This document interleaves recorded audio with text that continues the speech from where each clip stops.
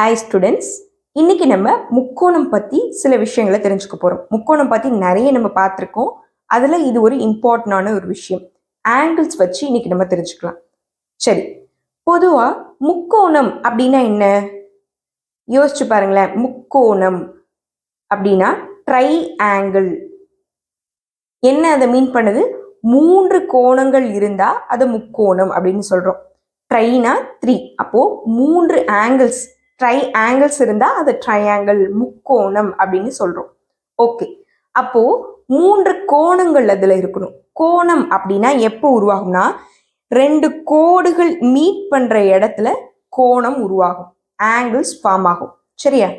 அந்த ஆங்கிள்ஸ் வந்து என்ன டிகிரியில் இருக்குது அப்படின்றத பொறுத்து அதுக்கு நம்ம மெஷர்மெண்ட், அளவுகள் கொடுப்போம். சரி, இப்போது நான் ஒரு எக்ஸாம்பிளுக்கு ஒரு முக்கோணம் எடுத்திருக்கேன். இப்போ 3 கோணம் மட்டும் இருந்தாலே அது முக்கோணமா அப்படின்னு கேட்டால் கிடையாது. அதை முக்கோணம் நம்மளால சொல்ல முடியாது. அதுக்கு சில ரூல்ஸ் இருக்கு. சரியா? அந்த ரூல்ஸ் பத்தி இப்போ நம்ம தெரிஞ்சுக்கலாம்.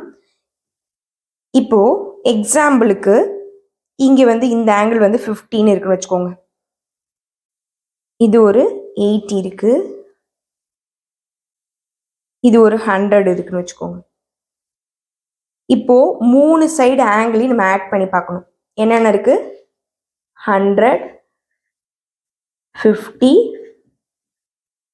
80. இது 3த்தையும் ஆட் பண்ண என்ன வரும்? 100ம் 80னா 180, 180 கூட 50னா 230, அதாவது 230 டிகிரி வருது. இப்போ 230 வந்தா இது ட்ரையாங்கிளான்னு கேட்டா கிடையாது.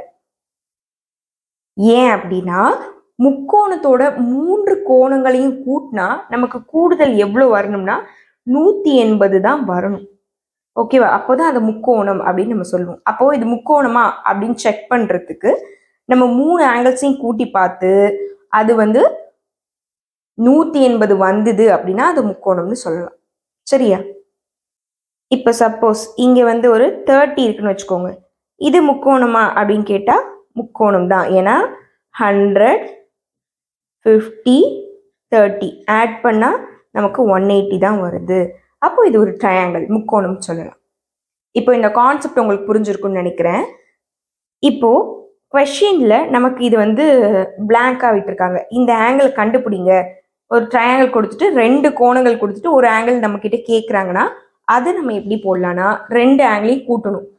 100, 50, இன்னொரு ஆங்கிள் இருக்கணும். ஏன்னா 3த்தையும் கூட்டினா நமக்கு டோட்டல் 180 தெரியும். அப்போ இந்த வேல்யூ நமக்கு தெரியாது இல்லையா? அப்போதான் எக்ஸ்ன்னு வச்சுக்கோங்க. இப்போ இது ரெண்டுத்தையும் ஆட் பண்ணோம்னா 150 வருது, plus X equal to 180 degree. அப்படின்னா நமக்கு எக்ஸ் தான் வேணும்னு வச்சுக்கோங்களேன். 180 இது ஆப்போசிட் சைட் போனால் -150 வரும். இது ரெண்டுத்தையும் கழிச்சிங்கன்னா 30. அப்போ இன்னொரு ஆங்கிள் நம்ம கண்டுபிடிச்சிடலாம் ஈஸியாக. இன்னொரு ஆங்கிள் 30, 30. அப்போ இங்கே என்ன தான் இருந்திருக்கணும்? 30 தான் இருந்திருக்கணும் அப்படின்னு ஈஸியாக நம்மளால கண்டுபிடிக்க முடியும். ஓகே, உங்களுக்கு ஒரு டவுட் வரலாம். இப்போ 3த்தையும் ஆட் பண்ணுறோம், மோர் தென் 180 இருந்தா, அதாவது 180 விட ஜாஸ்தியாக போயிட்டு அது முக்கோணம் கிடையாதுன்னு சொன்னீங்க, 180 வரணும்னு சொன்னீங்க அப்படின்னு சொன்னீங்க. இப்போ அதுக்கு கம்மியாக வந்து அது முக்கோணமா அப்படின்னு கேட்டால் அதுவும் முக்கோணம் கிடையாது. 3 பக்கம், அதாவது 3 கோணங்களையும் கூட்டினா எக்ஸாக்டா 180 வந்தா மட்டும்தான் அது முக்கோணம்னு சொல்லணும். கம்மியானாலும் அதிகரிச்சாலும் அது முக்கோணம் அப்படின்னு நம்ம சொல்ல மாட்டோம். ஓகே, இப்போ உங்களுக்கு ஒரு கிளாரிட்டி கிடைச்சிருக்குன்னு நினைக்கிறேன். இதே மாதிரி ரிலேட்டடான நிறைய சம்ஸ் ஒர்க் அவுட் பண்ணி பாருங்க. பாய்.